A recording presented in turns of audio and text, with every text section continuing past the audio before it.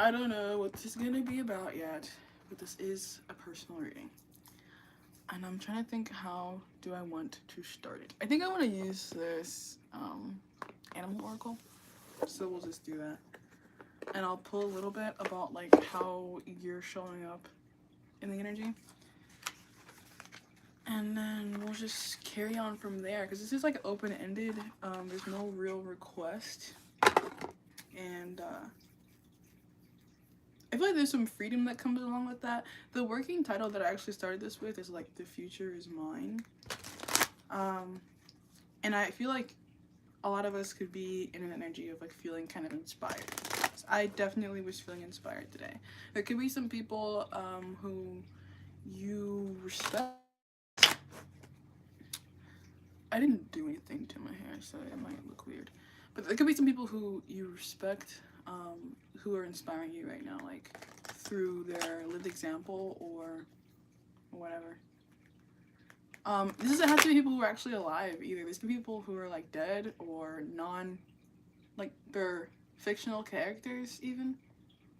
Cause like I was picking up on, I was scrolling through TikTok earlier today and I saw like JoJo's Bizarre Adventure, like the poses. Somebody could be like inspiring you on how to position yourself or how to pose, or like you could have a new idea about how you want to be seen in the world. And that's supposed to be like inspiring you. It's supposed to be like motivating you, like becoming the person that you kind of see yourself as on the inside. Whenever you see things in the world around you that make you feel like, oh yeah, that's me. Like, cause like, have you ever had an experience where like you saw somebody like doing something that like another version of you would do? Or like, how do I explain that? Like, I think I'm talking about like people who are kind of different from you externally, actually. Hello. Speaking to the live chat. Like I think that there are definitely some people who are different from you who you still find sameness in. So I feel like there's some inspiration, specifically with people who are not like you right now. Because like the working title being like "The Future is Mine," like I can, like, even if I'm not that person, I can do the things that they're doing if I feel like those things also resonate with me. Because like my eye makeup today, I got this from TikTok. Like I saw this guy, and by the way, my cat is like here making herself very much present in the reading. So just FYI, you can't see her, but she's here. I was just watching this guy on TikTok and like I was just going through and he popped up and he had like Egyptian eye makeup on, and he was like he looked to me like a white guy. So I was like, oh wow. But he did a really good job, and then I was like, fuck, I want to try that. So I did. Thank you for the compliment. But yeah, I did it, and then I like liked his post, and then I think I saved it to my favorites because I literally used it. Like I paused the video just so I could see how he did it, and then I replicated it on myself. So there's like, you know, nothing really to be ashamed of in like copying somebody else's method if it works or if it speaks to you in some kind of way. Like you don't have to feel like you can't do something just because someone else is doing it. And I get that feeling because like it kind of reminds me when I first started to like read tarot like publicly, because I had been hey, I've been watching people on YouTube read tarot. I didn't get into tarot from TikTok. I got into it from YouTube. And there were some, oh, there's like two guys running out in the icy rain. My neighbors, to their car. But on TikTok or on YouTube, the ladies that I was watching, they were like way older than me. Like they were like middle-aged, like mature women. And they definitely inspired me. Like I think I got my first deck after watching this lady called the Hermit Tarot, and if you're interested, maybe check that out because she has good content. It's old, like a lot of it's like years old. I don't even know if she still posts, like I don't know. It's like old stuff. And I just started reading the Bible. Like I've been around Bibles because I was raised Baptist Christian. But this is my first time like really like dissecting, like I'm going like reading every single page. I never like read every single page of it. I'll be so real with you. Like, and I've been going to church since I was a kid, like since I was a wee lad. I've been going to church. But I only really ever paid attention to like what was explicitly like brought to my attention about what was going on, which makes me submissive. Like I will admit previously when it comes to my approach to religion, because I didn't really like when I was growing up religious, I didn't always really super enjoy everything, but it's mostly because like I wasn't pursuing my own interpretation. I was allowing people in common places to dictate to me. And then I didn't really enjoy their dictations. And their dictations, like the churches that I was going to, I was going to like the churches of like my grandmother, my mom, like they were the ones who were picking.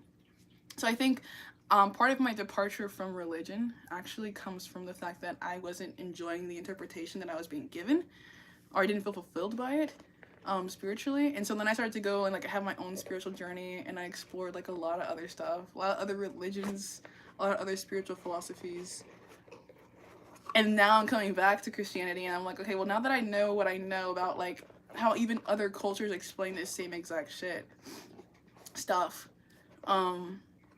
like how do I want to see this? Like what is the truth to me when I look at this text? Like beyond how I've been trained to see it or like trained to view it, like what's the truth for me?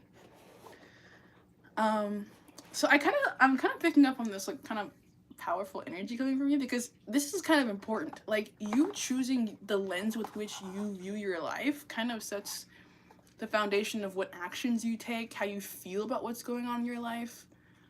So if you're feeling like, well, I'm in like a major period of transition and things aren't even really happening in my life, that kind of makes sense with this energy, because this is like an internal shift that paves the way for future actions and future developments. Like it's possible that God is like right now putting you in a position to like have a lot of time to think or to feel things. And that's for the sake of you maybe even changing your position on things that had occurred in the past, or like you just kind of becoming more solid in how you already felt. And then it's possible that he's going to present you with some kind of like choice or like some kind of decision to make or some kind of opportunity. And your ability to kind of like really make the most out of that is dependent on whatever work you're doing for yourself right now internally. I didn't even see that comment in the live chat. I'm sorry.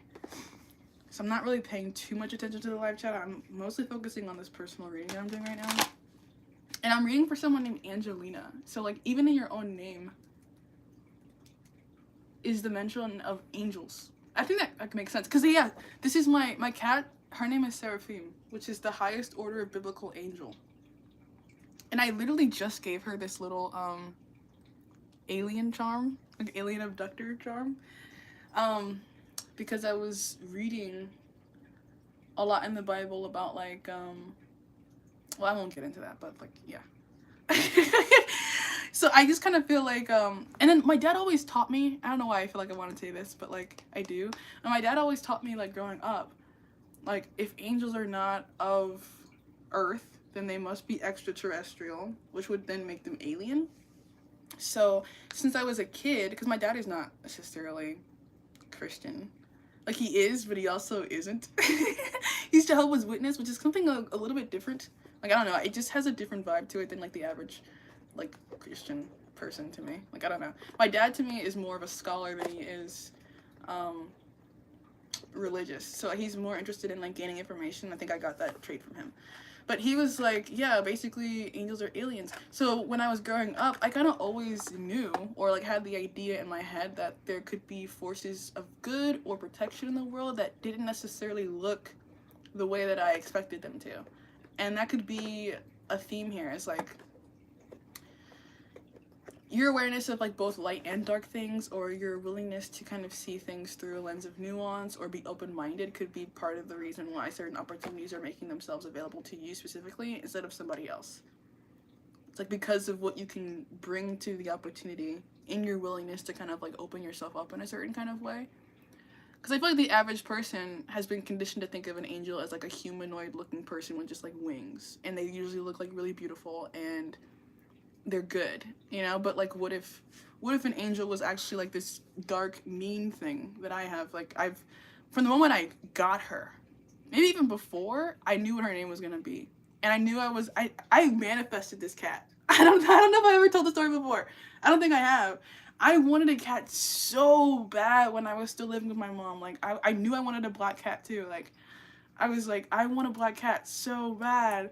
Um, and then I had an opportunity to get one because the lady who was tutoring my little brother had a cat, and then she got pregnant and had babies, and they had all these cool different colors, and there was one or a couple of them that were black, and I actually had the opportunity to go to her house and like see them, and I was like, dude, she's giving them away for free, like, can I have one? Mom was like, no, mom doesn't like cats, and I couldn't get it. So, and then like time goes on, and as I'm like running away from home, I come across this little fucker. I was literally homeless when I got this cat. I did not have a bed when I got this cat. And she has a stellium in my 8th house, which is actually the house that rules over like shared finances, like how you receive money. So I pretty much got like this guarantee from God while I was like doing what he asked me to do, that he was gonna make sure that I was always having what I needed. And that kind of like what that actually meant as far as like what I had definitely changed. Like it fluctuated like throughout like the past couple of years, because like I said, I got her when I was homeless, like crashing on a couch. And then I moved a bunch of different places, and then I eventually got my own place. So like this is basically my cat of guarantee, like a cat of promise. And like I was reading in the Bible a lot, like God is always kind of promising to his people things that he's gonna do for them if they walk in his commandments. Like if they are good, then they will be protected and they will live on forever, and their household will be guaranteed. And like he's basically like, I'll make sure that you continue on as long as you kind of are devoted to the good works that I ask you to do. Am I Christian? Yeah. Yeah. I don't know why it's so hard for me to like say. Because like, yes, I am. I was raised Christian. I was baptized. Like I've devoted my life to Jesus Christ and like kind of doing my part on earth. Like I'm big on doing my part. So like, yes, I am. But also when I get kind of nervous about labeling myself as Christian, because I feel like people might misunderstand everything that I'm bringing to being a Christian. Like I'm not, like I even come from Jewish descent, so like my ancestors, they would not have been Christian, they would have been Jewish. You know? But I really, really, really love Jesus Christ, and I truly do believe he's on some supernatural stuff. So like, I'm Christian. So it's weird. It comes with like some layers. Because I feel like most people who I know that are Christian are like, they never really had anything else to consider. Like, you know, like they like they never really like even like were open to thinking about anything else. Like I've explored Hinduism, I've explored Taoism, I've explored Buddhism, I've explored being agnostic, like a bunch of things, you know, like I've researched it. Have you looked into Gnosticism? I can't say that I know that much about it. I'm pretty sure like Gnostics are people who are a little bit more stoic in their belief system. Like they're kind of like, I could be wrong about this, like I could definitely be wrong about this, but I'm pretty sure Gnostics are like fuck, I don't know. Hold on, let me Google it. Because I don't want to say some shit that makes me sound like I'm dumb or I don't know anything. But if I had to like guess, like before I even Google it, because I want to kind of like test myself a little bit. If I had to guess, I would guess that Gnostics are like more sciencey based people. And if I am right about that, then my dad is kind of more like that than he is religious. But let me just press this button and see what the internet has to say. Gnosticism is a diverse religious movement contrasting with mainstream Christianity by viewing the material world as an evil creation of a lesser entity. Low key, yeah, though. It just like, I think this Christian Gnosticism thing, or like this Gnosticism thing, is like a little bit more of a pessimistic interpretation of the same stuff that's in the Bible, like honestly. Because when like what I had to learn in studying the Bible actually recently in the past few weeks, or like week or so, because I literally just started like in the beginning of this year, is that God was super mean in the Old Testament. Like he was not nice. Like he was pretty much like, do what I say or die. Which makes a lot of sense with like how Christians are. Like I feel like generally speaking, a lot of us are like, well, if you don't believe how I believe, then you're believing the wrong way, and that might seem like, oh, well, like you guys are like fucked, but that's literally the way that God kind of trained us to be in the very beginning. Like he was like, dude, like if you're not with me, bro, you're cooked. Like you're genuinely cooked. So it kind of makes sense, but I don't want to talk too much about religion. I just kind of wanted to like touch in because I haven't even pulled cards yet with like kind of what's going on with me in case it kind of like resonates with you. And I might talk more about like some of that stuff later. It might tie in some kind of way, but I just felt like I needed to get that out of the way. You might also notice like generally my content starts to look a little bit more Christian, and it's because I'm deep diving into Christian study. So I am using that as the referential text because it's the referential text that I'm specifically by my own guides being called to study right now. So like, you know, if you're dealing with me right now, you're dealing with Christian Ceylon. You're not necessarily dealing with the more abstract spiritual Ceylon as much as maybe you used to. Like I still have the knowledge base, but I'm trying to discipline myself currently. So you'll notice me bringing that discipline into my work. Alright, so what are the character traits that are being highlighted by your spiritual team about you that are important for you to know? And we have butterfly. Dude, I was getting transitions so heavy. We have transformation and poetry. Like, yeah, like you're definitely changing. Thank you for the good luck. I'm literally hearing like the theme song for, I think it's Big Mouth. I'm going to change. And if you hear like a voice, it's my brother playing the game. His game room is like right outside my room. So you might hear some gamer rage going on in the background. But usually whenever he's there and I'm doing this and he like says something, I usually interpret that as like having some kind of meaning to what I'm doing.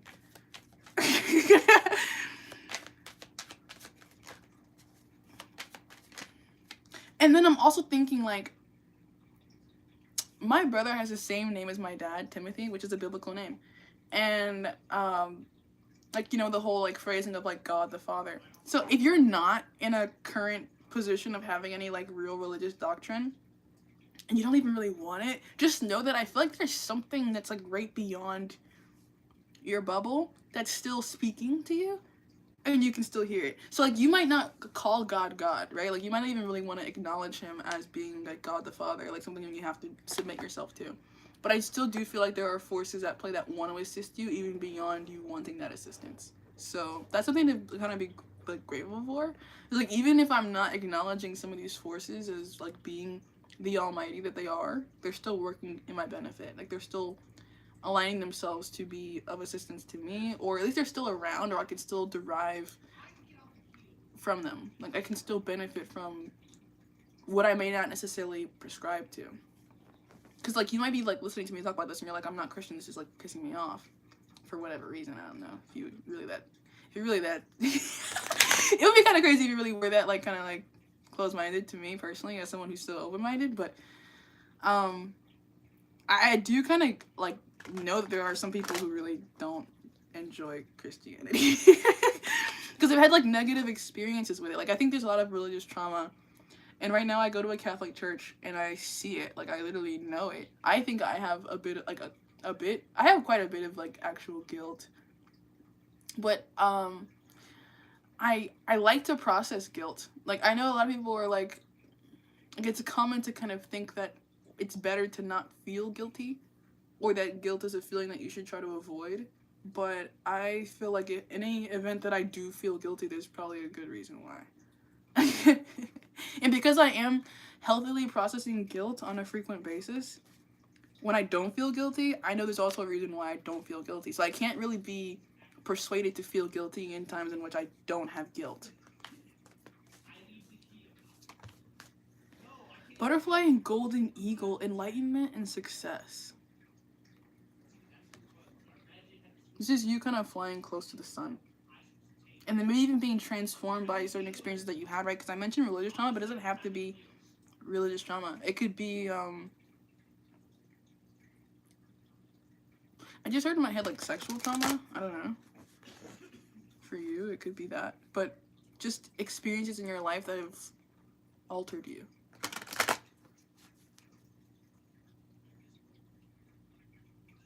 And then when I heard myself say altered you, I thought about like the literal altar. I have like the Bible on my brain right now because I literally was just reading it like an hour or two ago. There's a lot of sacrificing on altars, but like the idea of sacrifice and why it happens and why we do it, like we're kind of in a way effectively spiritually cleaning ourselves when we sacrifice something. Like we're giving something up, kind of giving it to God. And if it's not like a literal animal, because for most of us it's not, most of us, then it could just be something that you've clung to or that you actually benefit from. Like even the act of booking a reading is kind of like a sacrifice, right? Because it's like, I'm gonna give you this amount of money. I'm giving this money out. It doesn't even really matter where it's going to. It's just like I'm not having it anymore, and I'm doing that for the sake of being bettered in some way. And yeah, I could make use of it. And yeah, it could prosper me further. But I believe in the way that I could be prospered further, even indirectly. Like, I feel like you could be about to receive some indirect prosperity or prosperity that indirectly relates to some past actions. Like, you unconsciously kind of like following a path that leads you to where you want it to be. And the only reason why you were able to follow that specific path was because you were submissive to what was higher than you. And if it's not like God, there's other like higher powers that you can serve in a lifetime, which could be like your boss. It could be your father. It could be your wife. Like, you know, like it's the willingness to submit yourself to a process of being cleaned or like bettered. Because I mean, like usually when I do these readings, I'm talking about like good stuff. But what I think your guides kind of want to like bring to your attention is like, hey, like I could be wrong sometimes. I could need to improve myself in some ways. And who do I go to tell me what those ways are? Who do I trust to critique me? And for me right now, it's the Bible. I'm going back to my religious roots to find some inspiration about how I can kind of grow. Because I've been really struggling with my leadership role. Like, I've been in this leadership role since I was 18, but I've been struggling with it recently because I don't know all the time how to posture and I was talking about JoJo's Bizarre Adventure, like poses. I don't always know how to pose because the person I was when I started doing this, when I was 18, like, she's dead. Like, she literally died. I killed her. So, like, she's not here. And so whenever I'm doing this as, like, because this is a role that I kind of created when I was 18, like, I have to kind of, like, always be willing to reintroduce myself at times. Because I've been going through and undergoing personal transformations that are important and relevant, and if I don't acknowledge them, then I can't acknowledge the wisdom that I gained from them. So I don't know, like, I wonder maybe who you were like 4 years ago and how that's different from how you are now and what kind of attributed to those changes. Like, I think this could be like a warning or a message here for you to like self-check, like, what am I doing? Why am I doing it? To what end am I doing it? Because I stopped posting, like I stopped being as active on my in my platform and like in business because I needed to kind of figure out how to lead and what I was going to be saying. Because I started to realize that, like, if I wasn't making the repetitive content that I don't like to make, right? Because, like, if I wanted to be the most famous TikTok creator on earth, I could be. I'd have to just start giving love readings to people all the time, right? Because I've learned I don't really like to do love readings that much. Because they're really redundant. A lot of the times the things that I'm telling people are things that I've said, like, 1,000 times over. And it's not that there's no value to that, it's just that I don't think that's the work I'm called to do. Like, I'm not a Venusian woman. I'm not the woman who's surrounded by flowers and pillows and comfortable things.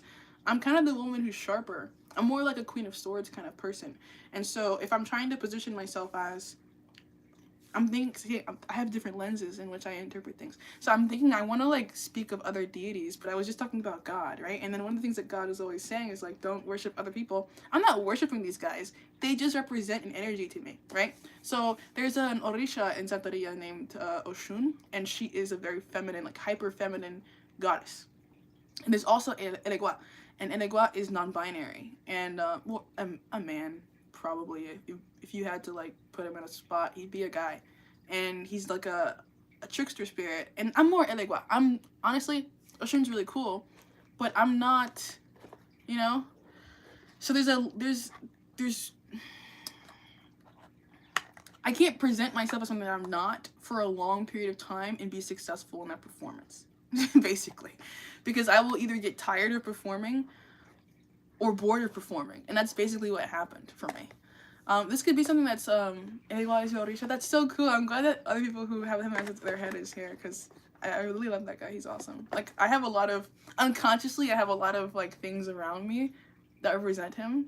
And if you're wondering, like, oh, I don't know, maybe I am being led by Elegua, look into it. He's really cool. And his colors are red and black, by the way, which I literally have on right now. I just, just realized. But yeah, this could be, Elegua is a messenger also. He's like a transporter, messenger, mercurially ruled. So that's why I mentioned non-binary, because he's non-polar. Like, he wouldn't make himself pick a side because he can be on both sides. Shapeshifter type of energy. So yeah, like, there could be a job role that you're currently in that you're trying to get bored of. It could be that you're in a relationship right now that's not really working out. It could be that you're in a home environment that you want to like grow from. Yeah. There could be some things in your life that are pissing you off that you know that you want to grow beyond, regardless of what they are. And I feel like you're being assisted in accomplishing your personal goals. Like the promise energy that I was talking about before with like God and his people, when he was like, even Exodus was like leading them out of Egypt. And I did the whole like Egyptian makeup today. Like, I don't know, you might need to be delivered from something. It could be a physical illness. It could be a situation of perceived lack. Just know that you're gonna like get through it. And it might mean doing like the hardest and worst stuff first. Because I mentioned how I literally had to run away. And I was homeless for a while. Like, that sucked, by the way. Like, that was not fun. So, yeah, like, there could be some stuff that you might need to self-initiate. And then people around you could be thinking like, oh, this is your downfall. Because, like, there are people who, like, I lost a lot of followers this year. Like, this last year. Because I pretty much had this, like, crisis of faith in the beginning of last year. Because that was a time in which I was I was most worried that the way that I was living my life was not the way that was going to sustain me. So I ended up having to move back home and stuff like that. And then I was like, well, dude, what's my purpose? Like, what am I doing here? Like, why am I here? So I had to like really, it took like a whole year. I'm not like, there could be no shortcut also, right? Like, so if you're booking this video and you're like, oh, I'm hoping there's some kind of like tidbit of information that like helps me to like circumvent the whole arc of my life that I just need to experience. Like, I don't know that I can really help you with that. But I think I am kind of meant to help you and like guide you through the process of maybe like not knowing or like having uncertainty about things or having gamer rage. As a person who's incarnated into a vessel, feeling limited by it occasionally, maybe even having some kind of like angel aura, like you could have like, you know, I was just talking to my boyfriend about this the other day, like the idea of incarnation, like reincarnation and stuff like that. Like, I don't know if you believe in that or anything like that, but because I have like researched like Hinduism and stuff like that, I have that to kind of derive meaning from. Yeah. 3617. But you might come into this life with something more, something big that you have yet to actually materialize. Like, when you look at yourself in the mirror, like when you're seeing yourself, you're like, dude, I'm awesome, or like, I know that I come for something awesome, or something like that. Like, I feel that way whenever I read the Bible, actually, because I'm reading about Jewish people at the start of them being Jewish, and that's cool to me because I descend from them. But I never really got the chance to feel super connected to being Jewish because no one in my family actually practiced that religion, like Judaism. Dude, I barely can even pronounce it. And that's because of, like, you know, oppression and, like, genocide and stuff like that. But yeah, like, I never really got to connect with that part of myself as much. I don't know that I was really ever meant to, honestly. Because I think part of my purpose here is to rebrand what's already existed before me. Like, and when I say that, I kind of mean, like,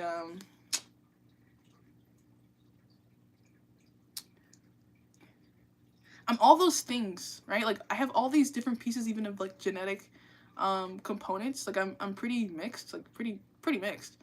And I feel like the reason why I was kind of made this way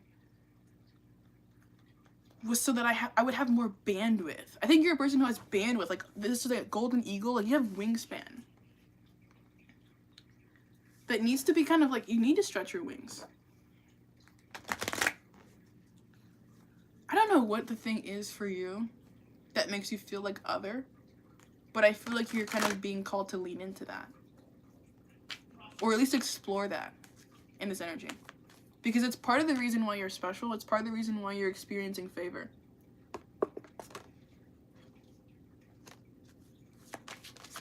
It's like experience.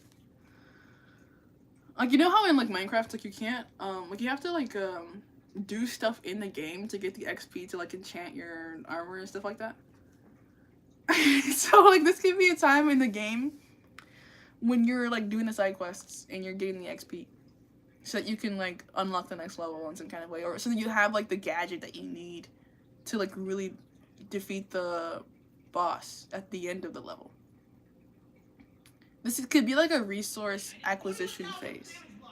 Because that's what I feel like the last year kind of was for me. Like, it was a time for me to kind of reassess, like, take inventory, take stock, explore new roles of identity more fully. I've learned a lot about what my strengths are and what my weaknesses are. And, because I kind of felt like at one point I had been a little bit demoted. Like, when God wasn't really giving me ideas on what to say and how to lead people, I was like, because I invested so much in the idea of myself as, like, you know, being this kind of, like, fountain of information. And being able to, like, always produce, because I was pretty consistently productive for, like, years. I was kind of always having something to say. And then when God was like, okay, now shut up, I didn't really, like, I was like, I literally had, like, a internal, like, existential crisis because I was also unemployed. Like, this is the only thing that I did. So when God was like, okay, stop doing it, that didn't make any sense to me. Like, I didn't understand why I would be created to be so functional and then not be allowed to be functional. This could be a time, like, I'm speaking of myself because this is the way the energy is kind of being explained to me. But in a general sense, it's like you going through, like, a period of darkness, maybe, occasionally. Or currently, or in the recent past, or in the near future. It's like, there could be something that happens and then, like, the card comes out, it's, like, all dark. That makes you feel like, I don't know why I'm here, or, like, I don't know why I did that, or I don't know what the purpose of any of this actually is. We have the coyote, intelligence and unpredictability in the reverse. And in times like that, like, actually knowing may not be as important as you being present. Because I think it is actually in those times when you are in the most need to spread your wings. Like, I'll be honest, like, there were times in my life, like, when I was homeless and stuff like that, like, I got super spiritual. Because I felt like I needed to, like, because my life was, like, on the line. So I was like, God, please help me. Please. So, you know, you could be, like, you know, in some ways taking some hits that came out of nowhere, that you weren't prepared for, that make you feel like, I'm being humbled or something like that. Like, you know, like I'm genuinely being humbled right now. Like there's no other way to see it. That's okay. Like let that land. You know, if you've been doing something that needs to be corrected, let that land so that you can actually correct it and you don't continue to live in a way that doesn't work and won't sustain you. Because I feel like that's kind of what's happening with me. I don't know that I was doing anything wrong in my actual role, but I do think that I needed to revise the way that I approach it. I think God wants me to like up level certain things, which is part of the reason why I feel like he wants me to go back to foundation to kind of see what's there. Like what is my foundation? What am I supposed to be bringing forward in the way that I operate here with you guys? What is my new role? How do I grow into it? What do I need to even know before I start to live in it? Because for me right now, I need to gain more information in order to be able to speak on the things that God wants me to speak on. Like, you know, like I used to think about this all the time when I went to church, and because you know you only go like once. Well, they only have one like Sunday sermon. That's like the main meeting of people, main congregation. And I was like, well, what goes on? Like, what does a preacher do for the other 6 days of the week? And I never like actually asked any preachers like what they did during the week, but I imagine they're probably thinking about what they're gonna say the next week. They're probably like sitting in meditation, praying. They're probably like making themselves available in that way, like opening their mind, spreading their wings so they can gather things that they're going to then contribute. And I feel like if you're not knowing what to contribute right now, or you're feeling like your contributions are a little weak, it's probably for the sake of you taking a pause, going into the dark, and allowing yourself to gather more information. And all this is for the sake of like this butterfly energy that came out as the first card, where you're transforming in some kind of way, or you're just like kind of making yourself new, because it's like butterfly or caterpillar into butterfly, which is an entirely different creature. It's not the same creature at all. And then it's like you get some kind of increased ability, or some kind of like increased access, or some kind of like, you know, like an enchantment, because like now you can fly.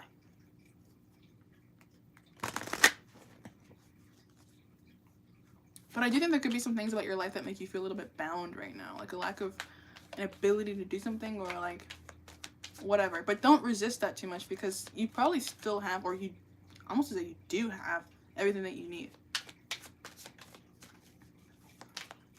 to live in the way that like God wants you to. So if you're feeling like you need something that you don't have right now, you probably don't actually need it, which is something that's important to think about. Because I have addictions.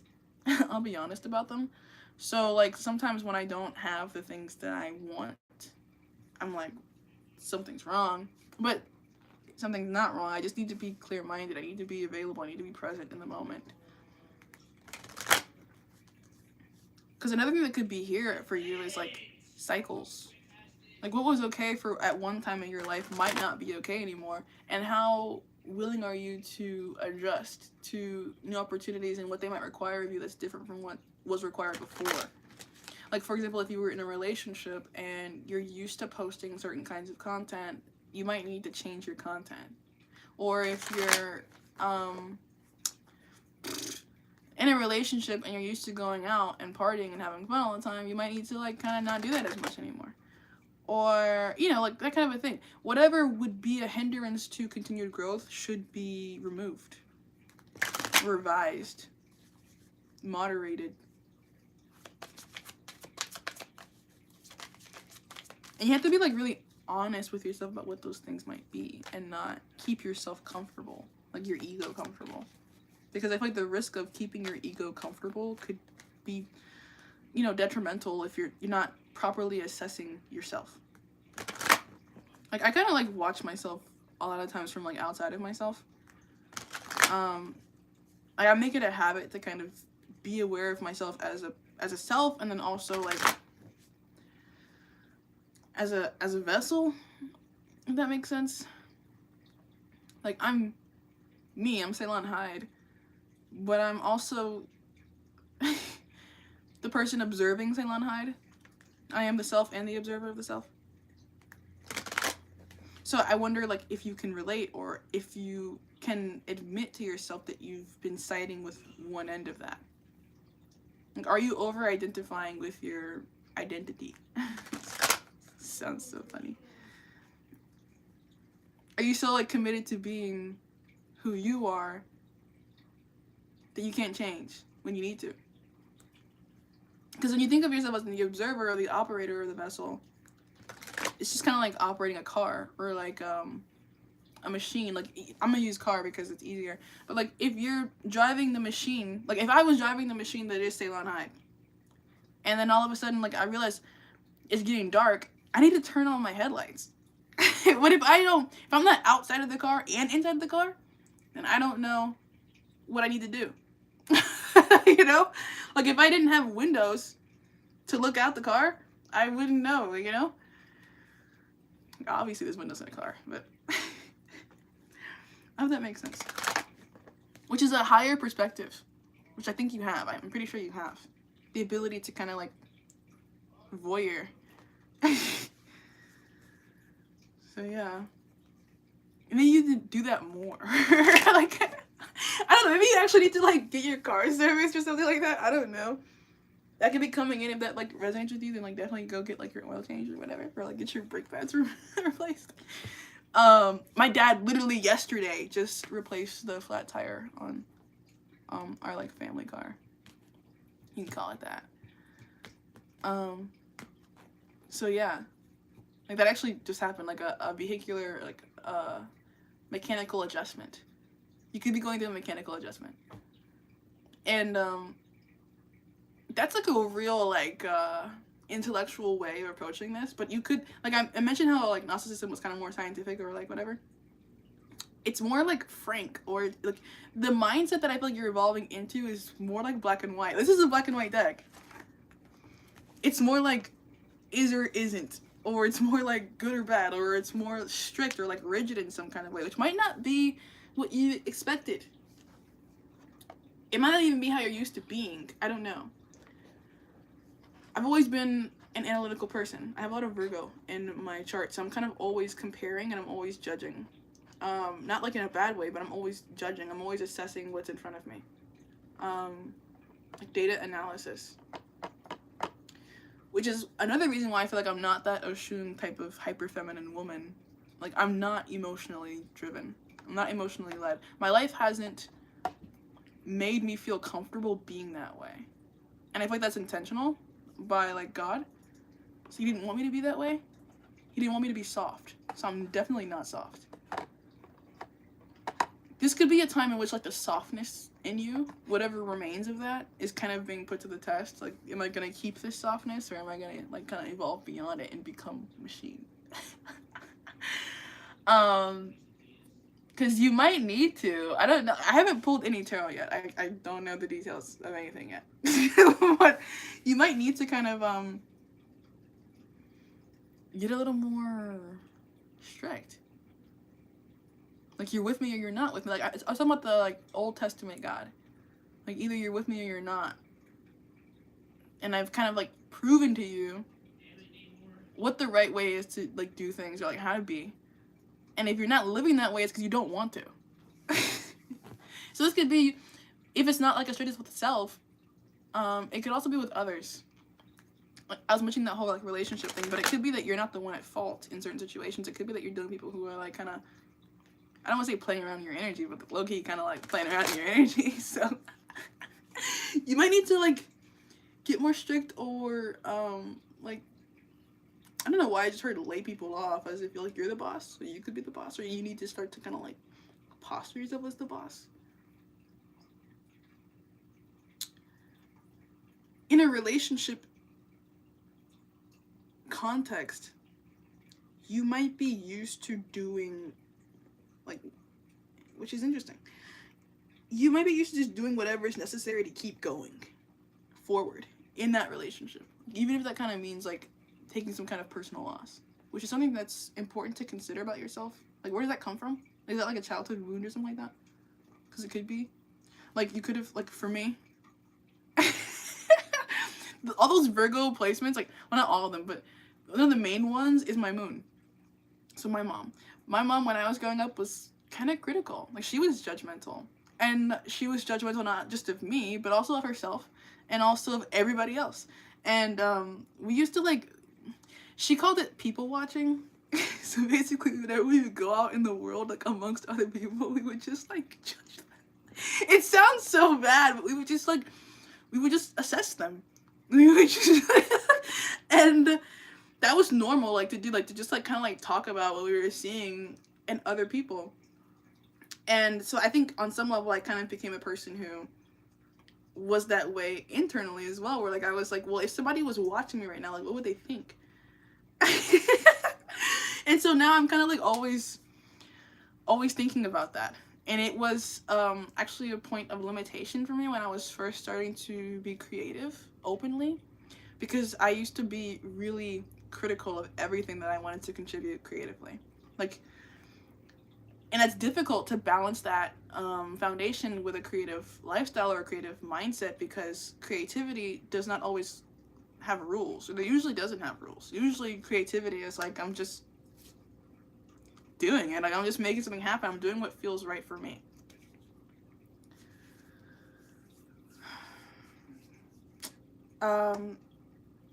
Yeah.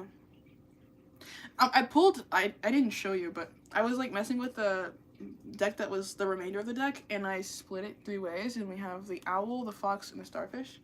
Starfish says wishes and sensitivity, fox says adaptability and reactivity, and owl says vision and silence.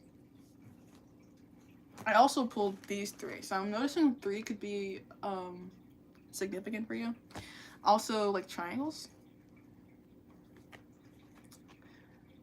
Like relationship triangles, or just relationships that involve other variables. Like, if not another person, it could just be like, you know,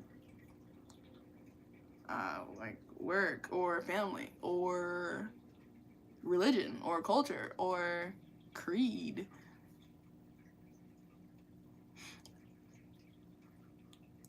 As open-minded as you are, and you've been made to be, I do feel like there are a lot of people around you who are not as open-minded, so you might bump up your head against them occasionally. And that's fine. Let that happen.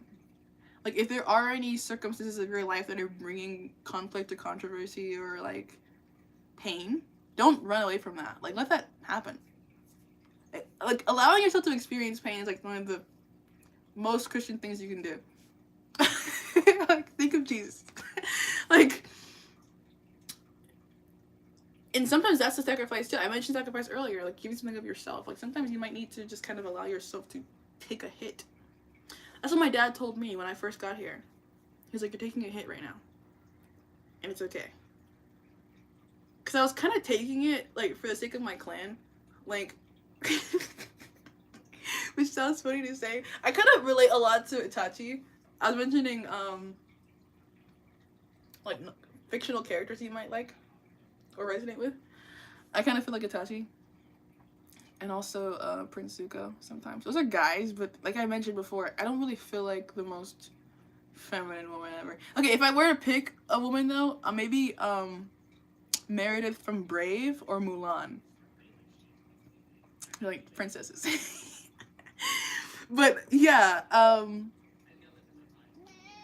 like I kind of feel like I have personal mission. And that my family, it's not just me that is at stake, you know, like it's, the story isn't about me, but I am a main character driving the plot forward, I think. And that's like you being able to step outside of your vessel, outside of your car, to realize that you're not just the only make and model. Like there are other make and models around you, maybe even like on your own team to assist you, right? Like I have Jewish ancestry and I'm learning German. So like, it's like kind of like the opposite. So you might like just draw some inspiration from people and things that are just not like you, but still are useful to you. You might have some proximity to some energies or some forces of the world that are unlike you, or you'll be the first of your kind or your people to do certain things, but it's still worth pursuing. Like I don't know, no one else in my family reads cards for a living. Like, nobody else does this. And actually when I first started to do it, like, dude, don't even get me started. Oh, I have makeup on. Fuck. and it's still there. But like when I at the end of high school, because I did high school and college at the same time. I started taking college classes at 14. And then I graduated college a month before I graduated high school. And then I was like, dude, I don't want to fuck, because I was going to be a lawyer. That's what everybody thought I was going to be. That's what I told them I was going to be, because that's what I thought I should be. But I chose that when I was like 9 years old. Because we did like a career aptitude test, or like, you know, whatever. And I just picked the one that made a lot of money, because I was like, I want to be rich. Okay, I want to be rich. So I was like, yeah, like lawyer, that sounds like me. I can argue, I can talk like all day. And I'm a good researcher and I'm smart. So yeah, I'll just be a lawyer. And so from 9 to 18, I was like, I'm just gonna be a lawyer. Like nothing else to think about. I'm gonna be a lawyer. And then I had like a huge crisis of identity at 18, because I started to realize like, hey, I'm other things other than just being smart. Like, yeah, I'm smart, but like I'm not just a smart person. And if I start to like allow myself to believe that I'm like more than just a smart person, what else do I want to do? And is this not the best time to be experimenting, since I'm only 18? Like, if I were to become a lawyer and then I suddenly found out that I was super unsatisfied in working 50-hour weeks and reading paper all the time, what would I do then if I had devoted my whole life to becoming that? So then I was like, okay, I'll just give myself a chance, right? I was like, if in 2 years, like, because I had got my associate's degree, which is like a 2 years of time education. So I was like, if in 2 years nothing is happening, my life is shit, I'm looking like I'm about to go down, then I'll just hop back on the education wave, you know? And then I took those 2 years and I made a business and it grew. And when I told my mom and my dad that I wanted to like not go to college after like doing everything to indicate that I was going to college, they were so pissed. Everybody was so pissed. They were like, dude, you're gonna fail. You're gonna be unemployed. You're not gonna have anything. You're gonna be broke. You're an idiot. You're a failure. You suck. It was basically all I was hearing from my own family. Like, I was like, bro, I want to be Mr. Take That Risk, but you guys are like haters. Like, you guys don't even like see the vision like at all. So there could be some phase like that you might be called to self-initiate, where you're taking a risk on yourself. And if you're feeling strongly about that, it's probably for a reason. Let it pan out. Give yourself time. Allow yourself to experiment. Have the wingspan that you were like born to have. You know, like if you were just like, you know, like spread your wings, dude. You can probably go farther if you would. You know, like I think I've gone farther in being this weird person that I am than I would if I was like, you know, the nerd that I was. I love that I was that person who was really good at school and like was an outperformer and like I was a valedictorian at one point. But, you know, I think God gave me that reputation for the sake that I could depart from it, you know? Same thing with me, like, having Jewish ancestry. I had the reputation of being one of the first so that I could depart from it. I could kind of innovate upon it, you know? Like, I could take those same things and then add another book to it, you know? I could take the Old Testament and then add the New Testament. So, I feel like there's something like that happening with you, like, where you're just literally transforming. Like, you're literally just changing. You're not going to be the same person that you are right now, what you were in the past. Count on that. Expect that. When things start to kind of like appear to you that indicate that, don't be afraid of them. Like, it's okay to change. It's okay to like adapt. Yeah, like even in your physical appearance maybe, right? Like, because I used to have really stupid long hair, like to my ass. Like, my hair was literally genuinely to my ass. And then I cut it all off. And that was crazy for me because at that time I had like a lot of self-esteem invested in the fact that I had long curly hair, like an afro. Like, it was huge. Genuinely, like, huge. So, like, people really liked that about me. People, like, were frequently giving me praise about that. Like, I could go out in the world on any day and receive compliments because I had the biggest afro that anybody had ever seen. I had people, like, taking pictures with me at my job because they wanted to, like, show people my hair. It was a real, like, crutch for me. And then I got to a point where I was like, dude, if I had no hair, like, how would I still even love myself? And then when I started to realize that, like, a lot of my self-love was conditioned on the fact that I had long hair, I just cut it off. Because I was like, I don't want to be somebody who only has one thing. That's, like, my thing. Like, I noticed in my life a lot, like, if I start to realize that I'm weakened by my strength, then I will remove the strength entirely, because I know that I can recreate strength in other ways. And so that's what my life has taught me, because I've learned that I can be pretty much under any condition and perform and be effective in performing. And I feel like that's probably what your life is trying to teach you right now. It's like, you know, like, shit could be going on. Shit could be happening. Like, real shit could be happening. And I'm still good. I'm still me. I'm still effective. And the shit that's going on, it could be changing me, but that's not something I need to be afraid of or disheartened by or disempowered by. Like, there is strength to be found in the way that I will overcome this obstacle. Because when I first cut my hair, I had never seen myself with short hair before. So I had to reinvent self-confidence. I had to, like, and I cut it short, bro. I cut it really short. I had to reinvent self-confidence that I had never had in my whole, up until then, maybe like 20 years of life. So, yeah. Okay, boom. That's just the oracle. I haven't even pulled any tarot yet. We're already at like an hour. So, I think I want to use this Tarot Obscura. Hey, Sky. Thank you. I might go live on TikTok later. I kind of like was in the mood today that I wanted to be productive and like get things done. Follow your impulses right now, because honestly the decision to buy the Bible and like start studying it was kind of like impulse. Like, I genuinely just received inspiration. I was scrolling through TikTok, I saw this like lady who had like a loaded Bible. She was like note-taking in it and stuff like that, and then I looked at my Bible and I was like, there's no note-taking space. Like, there's no place for me to put my thoughts about this.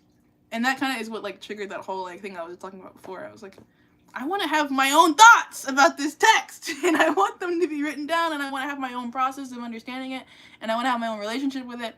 And then I was like, well, boom, I'm gonna buy another one, and I'm gonna buy one that I can journal in, and I'm gonna like note take in it, and I'm gonna like really create for myself a database through doing that. Like, when I have this physical text and I have my own thoughts about it, they're written down, they're documented, I can carry this with me through time and space, and it's gonna be a resource for me, because I want to be a spiritual leader. That's what I do. So in order to be a good one, I have to know what the fuck I'm talking about. And so what better book? I don't know, like, there's other ones too, and I'll get to those eventually, I'm sure.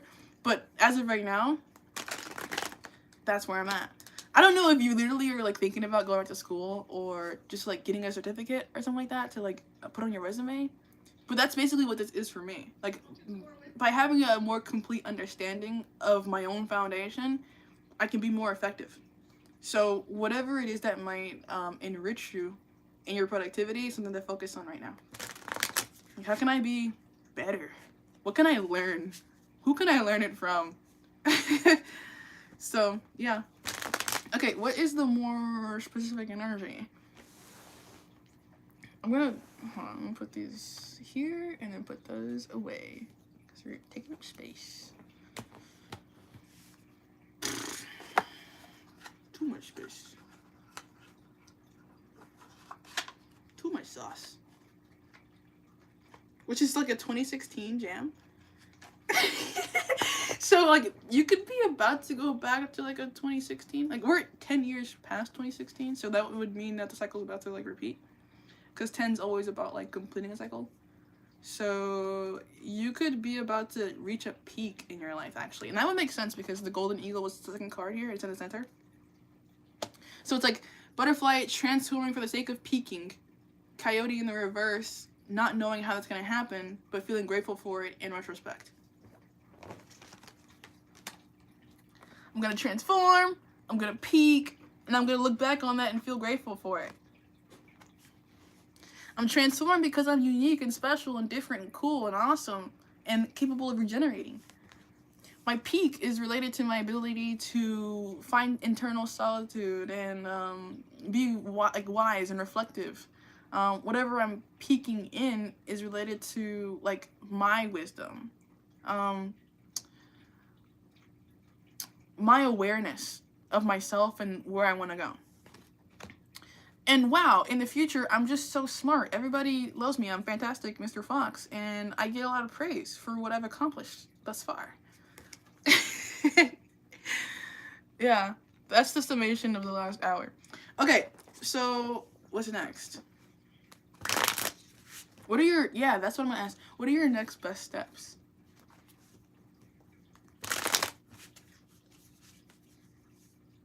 And I'm pulling with my skeleton deck. This is a skeleton deck. Terra Obscura, so I could be driving this from whatever dead people are around you. I'm always having dead people around me. I don't know if you can relate. Part of that has to do with the fact that I am so igualed. And I actually, on live the other day, had somebody who wanted me to refer to them as like the river Styx. And that's the river that leads to Hades, the underworld. Like, the guy who rows that boat takes the souls to the underworld to be processed. I feel like you could have some kind of like darker force of protection around you if it's not like some kind of like dark angel. Like I literally have a dark angel. Then you might have like a dog or like, you know, something like that. Like if you don't feel like you have that dog in you, there's like a dog around you or something like that. Like this owl is not making like a happy face. It looks mad, actually. My ancestors, especially the ones that are Jewish, are super protective of me. And a lot of that has to do with the fact that so many Jewish people literally got wiped off of the face of the earth. Like, and it happened so fast, too. So, like, there's a need to continue the bloodline. Like, it's really important. I feel it in my bones. Like, I need to breed. Like, in my life, I'm going to have a bunch of kids. I already know that about myself. Like, I must. It's part of my purpose. My dad had 8 kids. So, like, you know, there's, like, we gotta, like, repopulate a little bit here. But I wonder, like, if you have anything like that going on with you in your, ancestral line. You know, like, what motivations might they have based on what they experienced in propelling you forward? So, what are your next steps? 5 of Pentacles in the reverse. It's recovering from lack.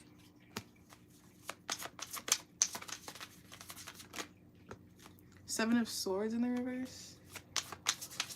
I forgot I spilled coffee on this deck, and it's like the first 2 cards that I pulled had the coffee spill on it.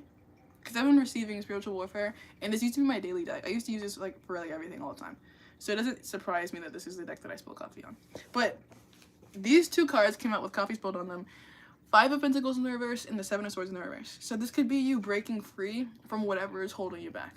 Whatever that is. If it's spiritual warfare from your ex, if it's like spiritual warfare from your ex's girlfriend, if it's like whatever the fuck it could be, dude.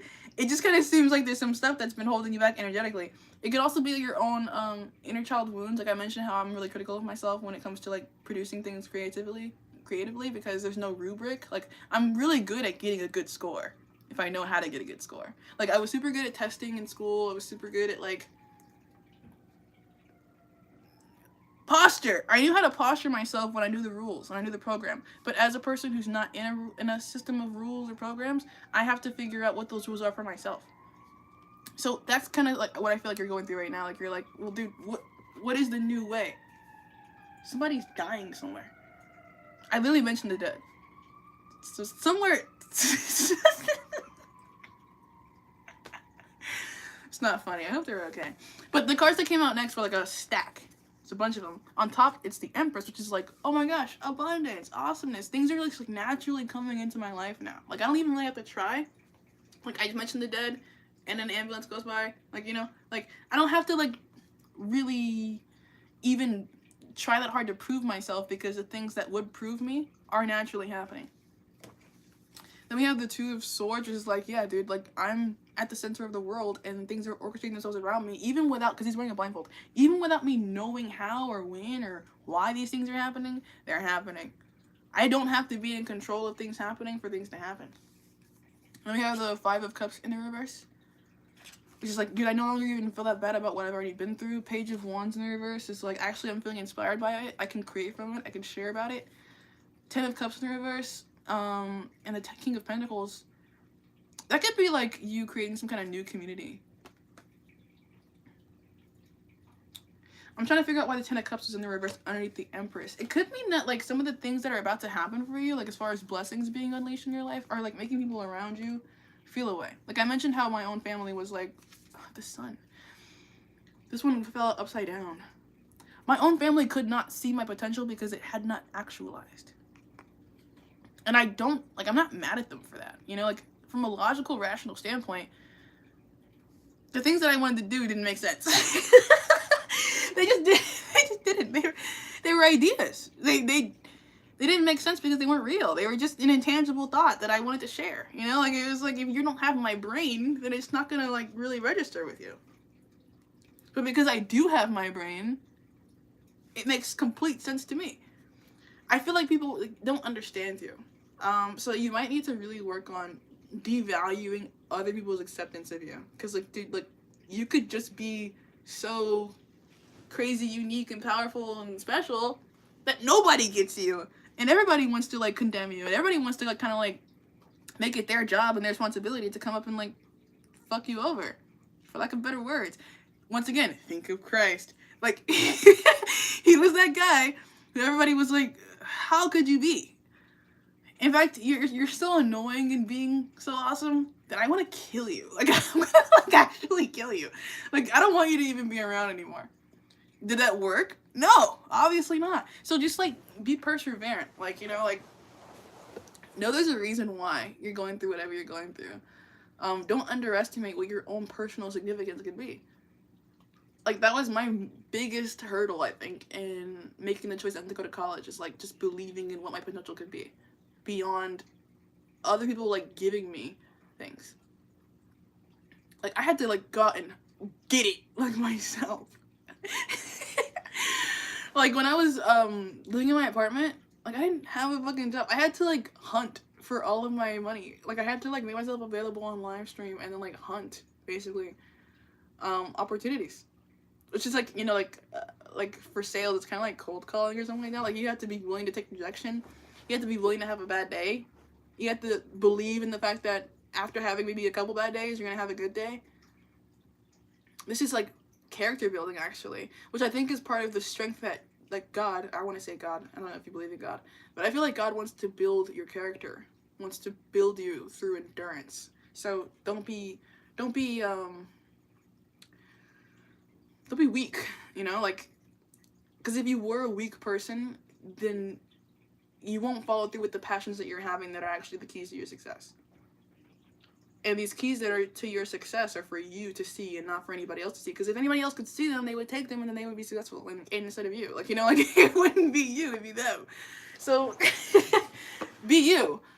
Even if that means being alone, even if that means going without for a certain amount of time, like, if there is something that you need to sacrifice in order to kind of evolve, be willing to do that, right? Because I had to give up the fact that I was awesome and that nobody could, because, like, I was the golden quote-unquote child. Genuinely, I was. And I had to give that up because I had a lot of status for being super smart. Like, being the smart one, being golden. There was really nothing to point out wrong about me for the first 18 years of my life because I was so concerned with doing everything right. Like, I genuinely rarely did any wrong ever, other than, like, having addictions. But that was because I was also a crazy person. So I kept my crazy on the inside. Nobody had to be inconvenienced by my mental health. I was doing everything right. I didn't even really become special, really. Like, in the way that I feel confident in now, until I started to do wrong. Quote-unquote wrong. So, be willing to go where you, quote-unquote, should not go. Be willing to be who you, quote-unquote, should not be. Another way to explain this in my own life is, like, my sexuality. Because, like I mentioned, like, I grew up, like, in a Christian environment, you know, like, and my own family's kind of, like, on my mom's side, who I grew up with when I was younger, they're kind of, like, a little homophobic. Like, not my mom so much, but, like, my mom's mom, my grandpa, who I really respect. both of them. And they were kind of like homophobic, and then I was like, well, I think I might be gay, so like, what do I do? Like, what do I do?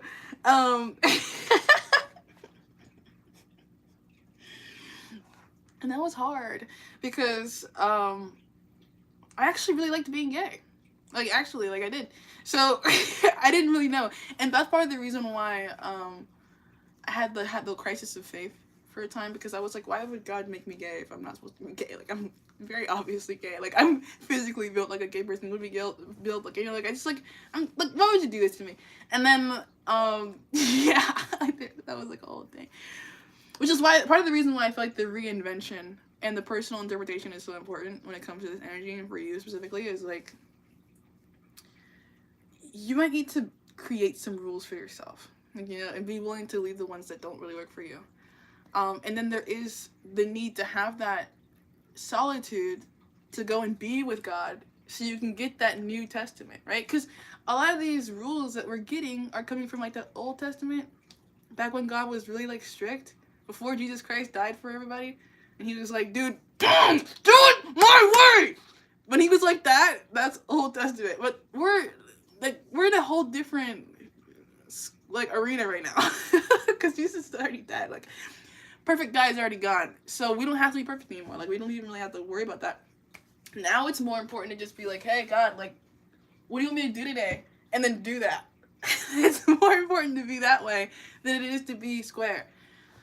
And trust, the squares that need to exist will exist naturally. You don't have to be those guys out of force. If you're not naturally a square, then don't be a square. Like, when you hear me talking about religion and stuff like that, you feel like that's too square, that's totally fine. Don't be that guy. And I'll be that guy around you, and then I'll rub up against you, and then whenever I say something that kind of like makes sense and tracks, you're like, oh, I heard from a guy like that this could be a good way to be, and I kind of agreed, you know? I kind of feel like part of this evolution that happens is a result of you taking some pressure off of yourself to be a particular way. Like, that's what I'm kind of picking up as like an overarching theme. It's like, I feel like I'm not good enough in some way right now, and there's a way that I should be, but I'm also not capable of being that way right now. So instead of like feeling the worst about that, like, genuinely, what can I do right now to start to be who I want to be? Or do I even really need to be that way if I can't be that way? Like, if I can't be straight, do I need to be straight? Do I? And for me, like, the whole like gay straight thing, like, I definitely have my fun, but I think I'm you know, I feel like I want to reproduce. So it's kind of like taking the forefront for me right now. Like, I'm just like, well, you know, I did it and it was fun, and now I kind of want something else. And that's like the evolution of self that I feel like you're encouraged to kind of like allow yourself to exist in. It's like, I don't have to be the same way all the time. Like, I just genuinely don't. And if I was inconsistent, that would not be the worst thing. Like, for me, like, I used to be like that all-star academic person. Like, I gave up like pretty much everything enjoyable about my life as a child to be smart and perform well in school. I didn't do sports. I didn't go to regular high school. My school didn't even have a sports team. I had to go to other high school games to watch sports and socialize. So, like, you know, now I'm like, I don't want to make those same sacrifices because I already made them, and that's totally okay too. I already did that stuff. It's already in my it's on my resume. You know?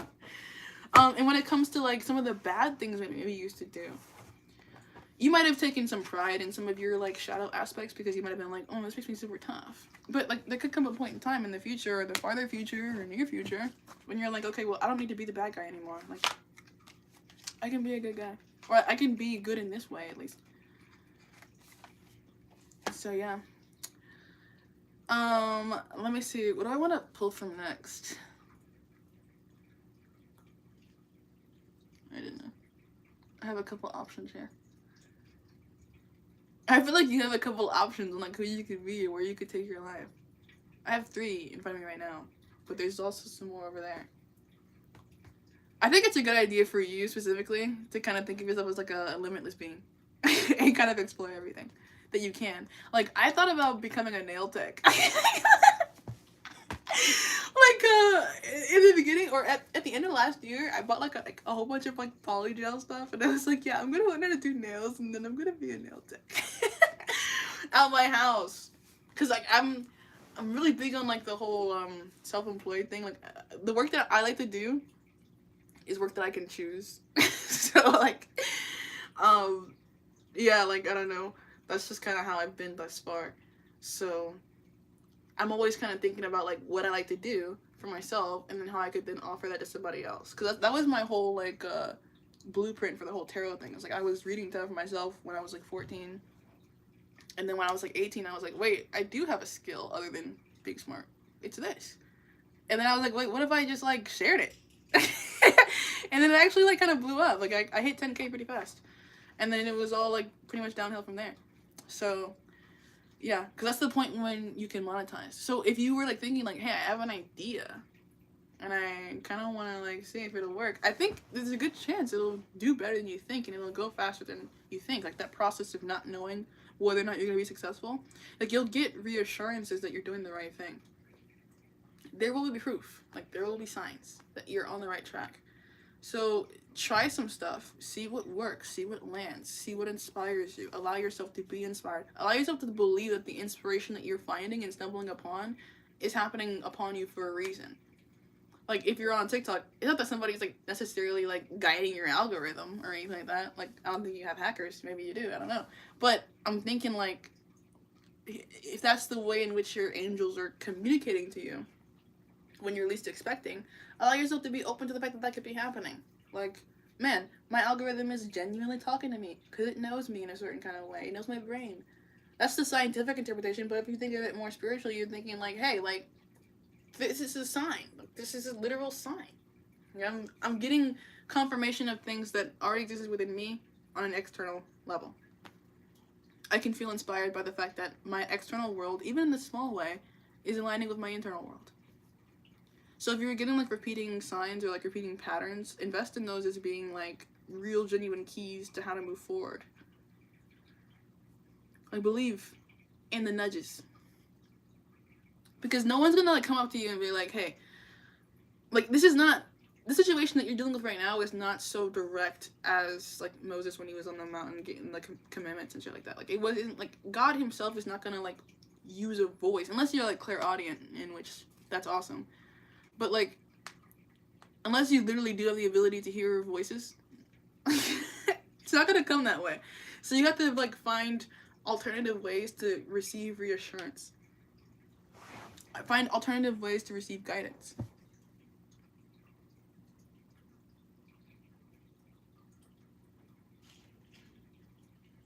And then it gets really quiet in my head, which makes me think that you might need to like meditate or something like that. Like you might need to create silence. So it could actually not be that you need to like look outside of yourself for some of these things.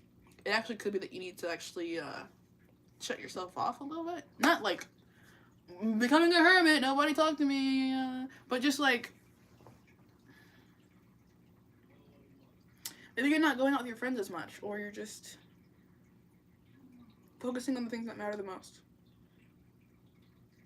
to you and your growth and your progress. Okay, let me open this one.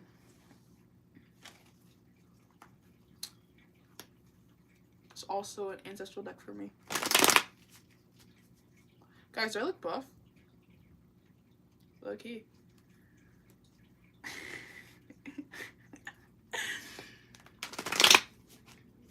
Thank God for my genetics. I feel like genetics could be playing a role here in some way. I don't know how, but I feel like they are. For me, they are. Personally, they are. I don't know if you even know what your genetic makeup is in entirety. Because I mentioned how I felt disconnected with parts of me. You might need to connect with who you are. Like, what actually is this mechanism that I'm operating? Like, what are all the attributes? Like, you know, like, reading the instruction manual of a new appliance? Like, you never actually do that. You're just like, okay, well, like, I know how to work it, hopefully. Right, that's how I don't know, that's everybody, but this could be like reading your own instruction manual, dude. That's how reading the Bible feels for me. Like, I'm like reading the instructions.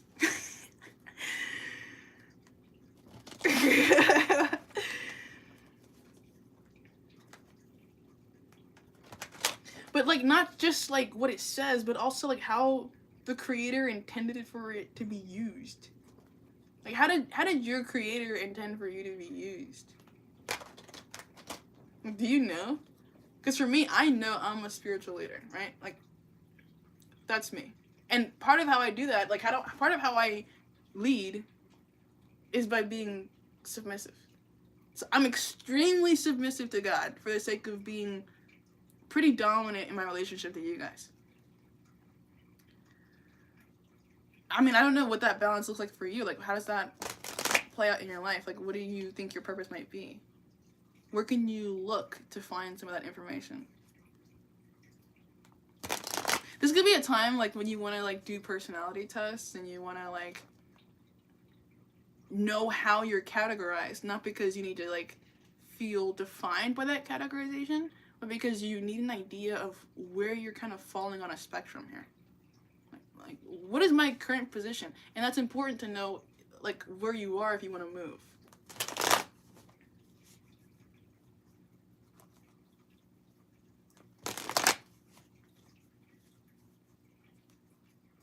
I'm an INTJ. When it comes to, like, the Enneagram, E-N-N-E... Fuck, I don't even know how to spell it. Enneagram? E-N-N-E-G-R-A-M? I think that's how you spell it, if you want to look it up. I think I'm a 5-wing 4. 5W4. My political affiliation is moderate Republican. You might, like, want to start to define certain things for yourself. Like, who am I? Like, who am I? What do I feel? What do I want? What is my, like, what land, like, what is my, like, what am I staking? Like, where am I putting my flag down? You know, like, your job could be part of that, like, your flag, or, like, where you're putting it down. Because it doesn't really matter what exactly it is that you're identifying with. It more so matters, like, why you're identifying with it and for what purpose you're identifying with it. I've chosen a Catholic church to go to. I wasn't even raised Catholic.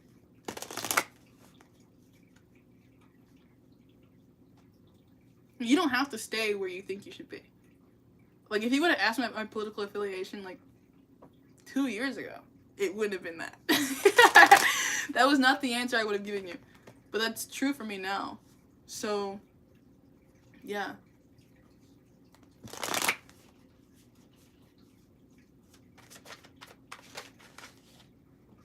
The High Priestess. And, dude, like, I was talking about, like, trauma. Part of the reason why I'm a moderate Vulcan right now is because of my goddamn trauma. Like,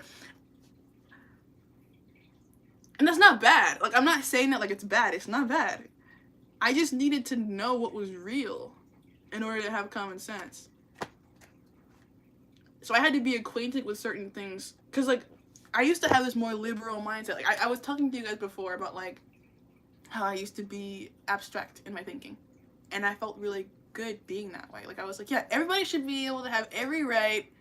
Everybody should be, like, I was like, yeah, just power to the people, like, do whatever you want, like, awesome, yes, we're Americans, yes! Like, that's kind of, like, how I was. Like, I was like, everybody should be able to do what they want to do. And then I realized, like, actually, that actually doesn't function. That actually causes problems. And that actually disrupts systems that actually need to continue to move forward. Like, I actually used to be an anarchist. I actually used to lead a Discord server where we literally actively planned, like, like what we were gonna do to, like, take over the world, bro. Like, it was serious for a moment. It got serious for a time until, like, the forces that actually were previously existing became aware of it, and they were like, hell no. They were like, fuck no, actually. And I had to, like, kind of get beaten into a shape a little bit. Like, God allowed me to get put into a mold a little bit, not gonna lie. Like, that definitely happened. You'll notice that. I got condensed a little bit. Because I was too, like, gaseous, almost. Like, I was just everywhere. And so it became necessary that I needed to have some more structure and some more shape, and I needed to have clear, defined, functional, practical stakes to claim that weren't going to be the cause of my demise. Like, I needed to make choices that were not going to lead me to the far left, right? Because like, I didn't benefit from being there. Like, I just didn't. And whenever I meet somebody who is there, I'm like, dude, all power to you. Seriously, like, you're brave. You're a brave guy who's very strong. But like, I couldn't maintain it because I'm too powerful in that position to maintain it. The forces of the world will not allow me to continue as I was because I was too successful. Suffering from success. So, yeah, like, you could be somebody who has been made to change, or you will be, and that's okay. I have a loyal client for like a long time, named Panini, and she recently just got a job, 6-figure position, like super high corporate, in a mortgage firm, and their business environment is right wing. They're like Republican, high class, white collar people. So she is representing some minorities in her workspace, and I was like giving her advice, and I was like, dude, like, and she was telling me things that they had like done around her and said around her, and like how they're like kind of anti-Muslim and how they're like kind of a little racist and stuff like that, like in the corporate environment, like just like every day. And I was like, dude, like, just don't react to it. Like, don't let them rage bait you, basically, because that's what they want to do. And as long as you're not like, they want victims for sure. They feed off of the response of being an asshole. That's kind of like the whole incentive, actually. So I was like, dude, like, if you don't give them the reaction they want, then you're not the victim that they want. They'll just stop pursuing you as a victim because it's not fun to bully somebody who like doesn't respond to bullying. And like the actual true reality of the psychological impact of no longer being sensitive to things that are directly targeted towards you, like, it's like to gain the armor of self that it takes to like not be wounded by a direct gunshot to the chest, because like that was something that was really major for me growing up, because I'm a black person and I grew up in the South, and there were definitely some places where I lived that were like harder to be that way. Like, it was harder to be black in certain places, especially in North Carolina. Not so much Atlanta, because Atlanta, like, some black people here, but like in North Carolina, bro, fuck, like, it was not easy. Like, my sister, she was nominated for homecoming court in high school, and I told her that there was no way she could be a princess because she was an N-word, and she was like 14, 15 years old. She was a kid, and they were like, there's no way we're gonna have a princess. Like, she was crazy. And then my younger sister, Mia, when we were in elementary school, because the bus was seated by like age, so the youngest kids were in the front and the oldest kids were in the back. She was in 1st grade and I was in 5th grade or something like that, and someone in the front told her that she had to go sit in the back because she was black and she couldn't sit in the front of the bus. And they were just like bullshitting, like just being like young white kids. They just did what they did. But like, growing up with that kind of like pressure environmentally, like, definitely had an impact on me. It made me strong. Like, it made me a person who expects to be treated in a certain way. So whenever I'm around people who want to like be a way, like, I'm very familiar with that way. Like, if you want to be that way, like, that's every day for me. I feel like it's changed something about me because I mentioned the whole like liberal way of thinking is like everybody should have everything that they want. And the more conservative way of thinking, the more like black and white, that more like mechanical way of thinking is like, I should expect to not have everything that I want. It would be a utopia if I could have everything that I want. Because like, in the context of like the whole racial thing, like, there's just no way I'm gonna escape racism in the South or even in America. Like, this was a country that was founded upon slavery. Like, there's just no way we're getting away from that. It's just, like, it is what it is at this point. So like, if I went through life with the liberal mindset of like, okay, well, fuck all the history that actually happened, treat me how I would expect to be treated, then I would be disappointed like every single day, basically. And I'm just not somebody who enjoys being disappointed. So it was easier for me to become rational and then become hardened by my rationality, and then also become a stranger in my rationality to people who belong to the same group as me. Because when other Black people see me being tolerant in that way, they perceive it as weakness when really it's just like an indescribable amount of personal strength. Actually, I can't explain it to you. It's pretty terrible. But, like, yeah. Like, I feel like you could be evolved in some kind of way. Like, you have an extreme endurance for some kind of thing. And this is related to your spiritual philosophy or the way that you kind of monitor your own internal systems.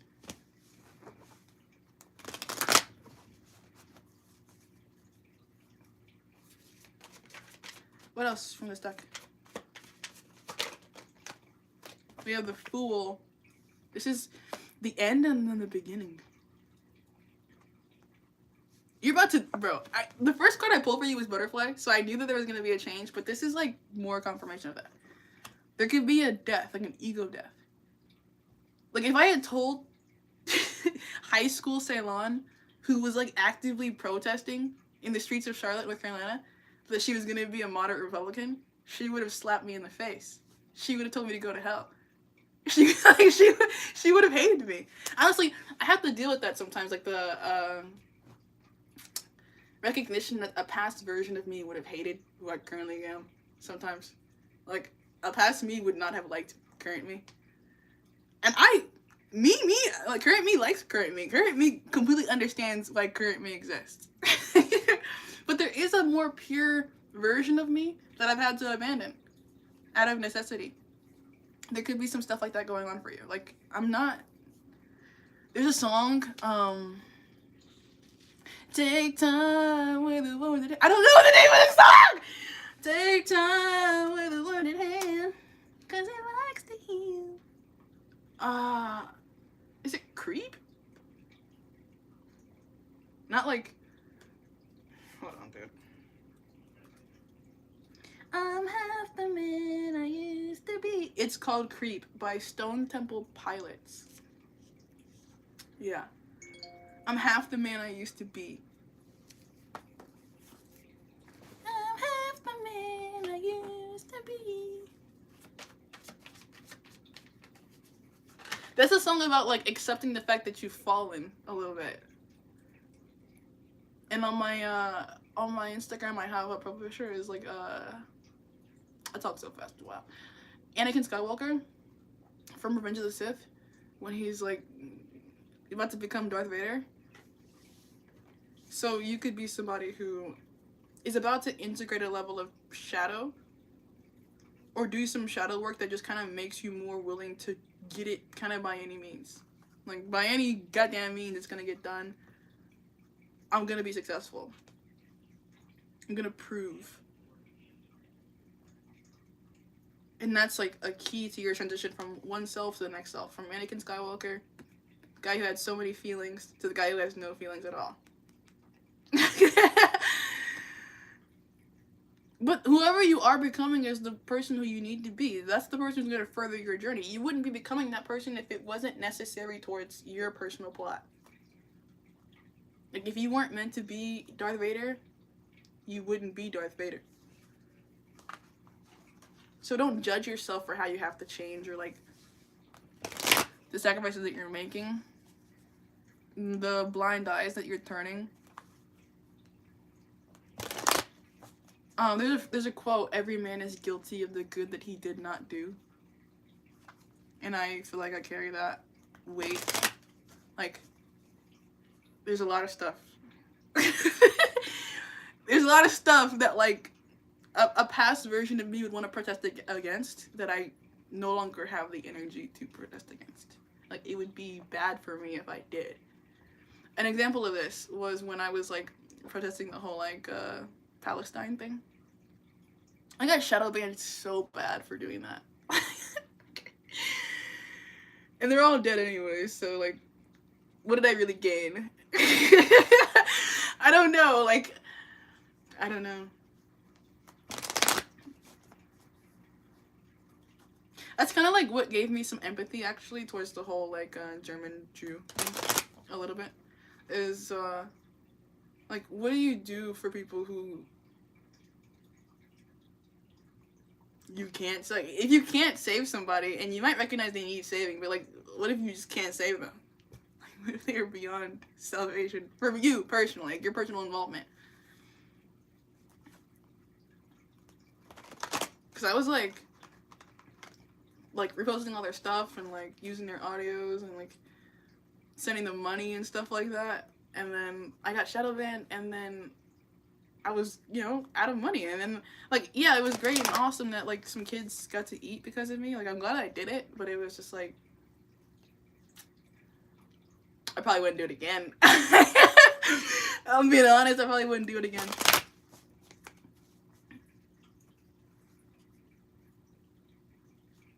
I don't know. Life has made me hard. We have the hanged man. The hanged man. Like, yeah. There could be like some immovable objects in your life. Some points of contention with which you cannot really argue. Or would not argue. Like, this could be like, you know, I was talking about like wanting to grow beyond certain environments, right? Like, let's say you work at a job right now that you need. Your boss is a jerk. You hate your boss. But he's your boss. Or like, you live with somebody that you fucking hate. But that's your roommate. It kind of feels like stuff like that. Like, it's stuff that's happening to you that's kind of like continually impacting you. Kind of like craters on the moon. For the sake of you almost becoming a more beautiful thing.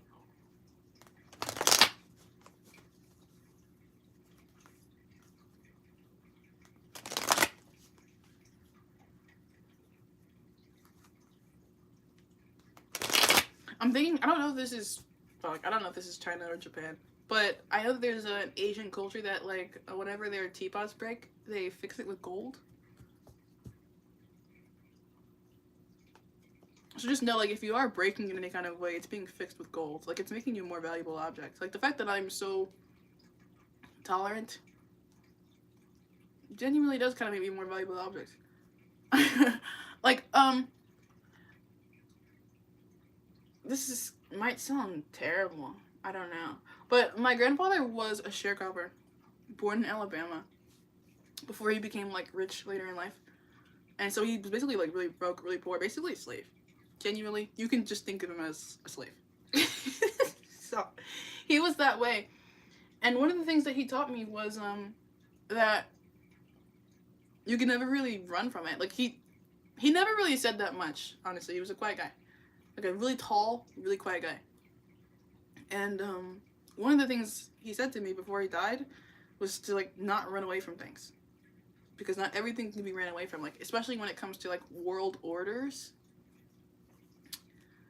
Like, caste systems, stuff like that. Like, things that are just are, you know, like, that you don't necessarily like all the time, but just are. He was like, don't run away from stuff like that. Like, you kind of just have to embrace it. And, my grandfather was a pretty dark-skinned man, and part of the reason why I was raised to, like, always straighten my hair and stuff like that was because of his influence. Like, I didn't have the freedom to wear my curly hair until I got to middle school. Like, my hair always had to be straight. Like, always. And that was because my grandfather was really in the habit, based on the way that he was raised, of pleasing the white man. And not, like, a white man, but the white man. Like, the omnipresent white man. Which is really hilarious to think about. But, like, he was always, like, kind of in the mindset of, like, how can I position myself to be in favor of what has power over me? And that definitely had, like, a major impact on me in the way that I kind of see the world. I didn't always like that. I actually really hated that growing up. Like, I rebelled against it. Because I was the first of my sisters to start wearing my curly hair. And, like, I didn't really, like, want to feel like I had to please the white man. Like, for a really long time, I actively rebelled against the white man. Like, my favorite, like, activist was Malcolm X. Because of how violent he was against the white man. I was like, yes! Because that, like, you know, I can't even explain to you how psychologically damaged I was by just growing up in the environment that I grew up in. Like, similarly to my grandfather, he was in Alabama. That's worse. But North Carolina is like right next to Tennessee, and that's where the KKK was literally founded. So like I was literally like amongst Klan members, like at school, at school. So like it affected me. It genuinely affected me, and so I resisted it at a time, and then I started to kind of realize like throughout my life like things were not changing. Like I could change my environment and be around more people like me, and then not have to deal with receiving certain like slurs in a derogatory way. They're still being said and they still have the meaning that they have, but it's not like when it's coming from somebody who actually fits it, it doesn't really like, it's different. So, like whatever. But then like I did actually start to please the white man. I actually did change that way. Because I recognized that there was some advantage in it and that my grandfather was not wrong in all his wisdom and all his years, that there was a value in doing that, like presenting myself in the way that will get me farther. And I am not doing it from a position now of like, I just want to please the white man. It's more like, I want to have the best life I can have. What can I do to do that? What am I willing to do that, actually? Because if you're not willing to do that, then you're not willing to do that. And that's totally cool, too. To each his own. But as far as what I've noticed and what I've seen from my own life, and from those who have come around me and been successful in the ways that I want to be successful, there's a value to being malleable. And to fitting. Like, I don't know. Like, I don't want to sound like Patrick fucking Bateman, but, like, to fitting the mold in a way. And I mentioned, like, I was a gaseous person who existed within all domains. But I needed to kind of condense myself a little bit for the sake of being more easily understood. So you might need to do that, be willing to do that moving forward. And that might be occasionally uncomfortable for you when you are acquainted with the fact that, hey, this is how I'm presenting myself, but there's like so much more behind me.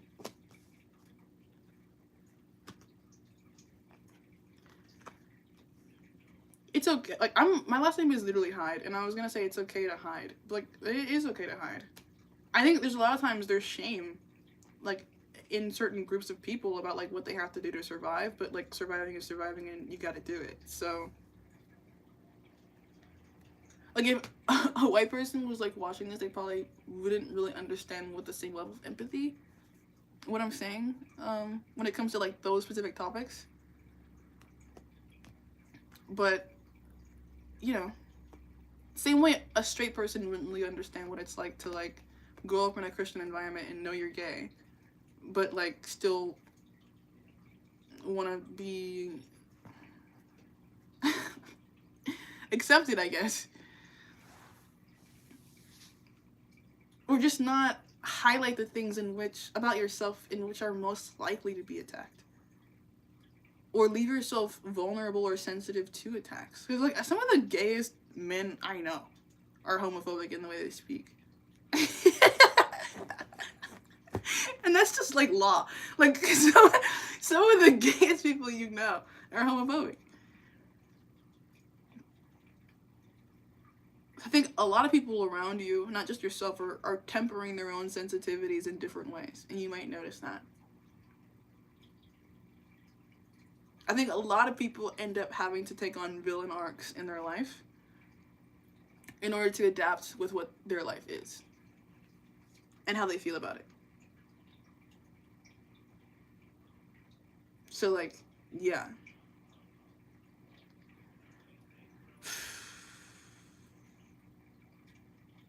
Okay, that's that. I kind of want to pull from, like, one more deck just to wrap it all up in a bow. But I have to get up to go get it, so bear with me. This cute little ball of fur is right here in my grasp, and I could easily choke it to a point of death, but I won't. It's like an everyday struggle with this cat, genuinely, because she's so small and so cute and so willing to be manipulated, and I can't. Stay away from me, bro. You're safer far. You're safer over there than you are with me.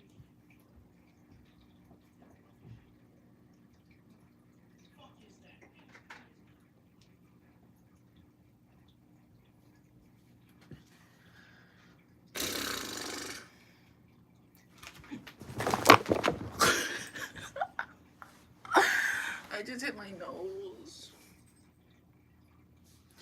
Ow. That actually hurt. Fuck. So when I don't control myself, dude. You get karma so fast. Damn, that actually hurt.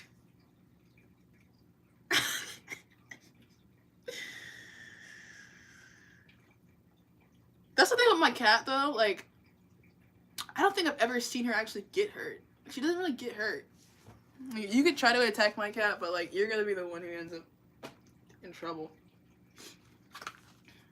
You're the one who gets fucked at the end of the day. And it's because she's the Hebrew cat of evil. She, like, you know that phrase, like, a cat has 9 lives? Like, my cat probably has 18 lives. I'm not gonna lie. So I'm really grateful that she's, like, guiding me. Because, like, that's kind of, like, the luck I need in my life. As a person who's, like, so easy to attack, it's nice to know that I have protection that can't be harmed. Dude, is my nose bleeding? Fuck. No, it's not. I just slammed my nose into my laptop. Okay, whatever. Okay, closing guidance for Angelina, please. Talk to the moon. Communicate. So communicate, yes, but not with anybody else. With yourself, with your own internal well-being, your own... whatever your internal guidance system is, that's where you need to be going for peace, clarity. Make time for that. Because for me, I've been doing that in the form of study. There was a point in months prior when I was literally, like, I have my rosary right here. I was praying my rosary every day. It took me, like, a week to memorize the prayers, and then I started to pray the rosary, like, every single day, like, every morning. While I made my coffee, I would pray it, and then I stopped praying it every day. I don't pray it every day anymore. So it's also okay to go through phases with the moon energy, because I'm using the moonology. Because what you did before might not be what you do now, and then what you do now might not be what you do later, and that's totally cool. Because right now, I'm in the Bible, so I'm spending pretty much every morning when I wake up, I'm, like, reading, and highlighting, and thinking, and engaging in critical thinking. So whatever the practice is that you might be feeling called towards, even if it's just, like, study,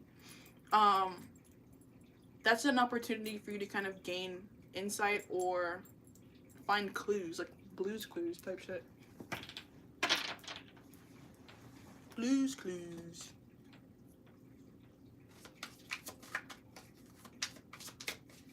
I'm half the man I used to be. Whoa, my shadow looks kind of cool. You can see my boobs, though. I don't know. I feel like I should have a completely flat chest. I can't hide them! Okay. You guys can't understand the occasional body dysmorphia that I exist in. We have Moonstruck. Take a breath.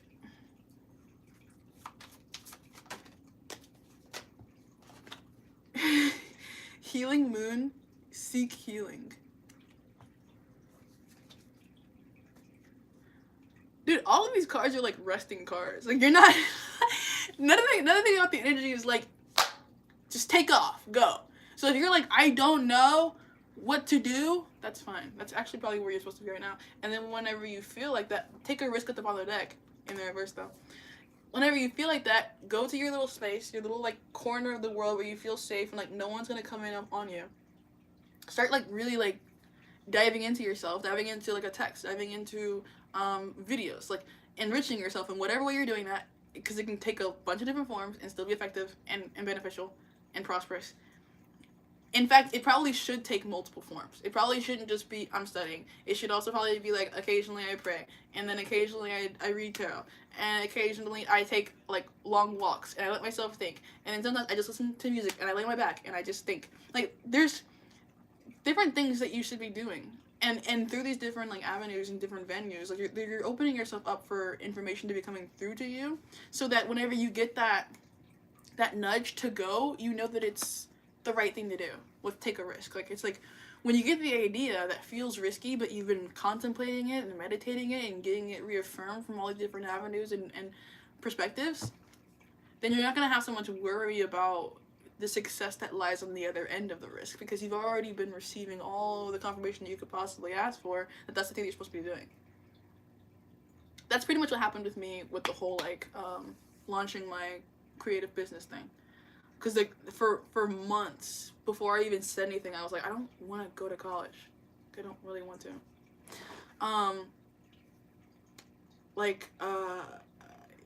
Also, I was going to high school during COVID, so, like, the last 2 years of my high school experience was, like, in my room.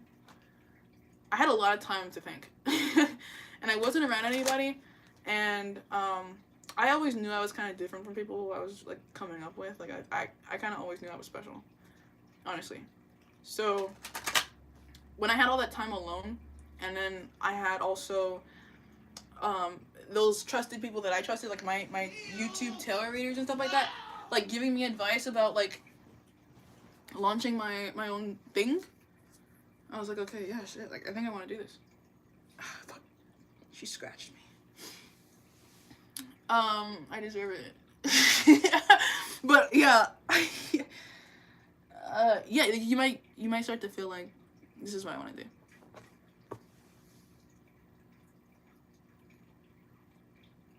And you won't have so much anxiety about, like, what's at the other end of the risk that you're taking. I'm half the man I used to be.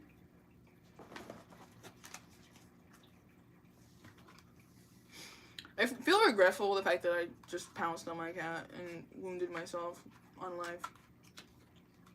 I just really could not help myself. She's an object of temptation. I like to... Anyways. So yeah, I think that's pretty much the reading. I hope that you liked it. I hope that it helped you. And yeah, I'll see you guys later.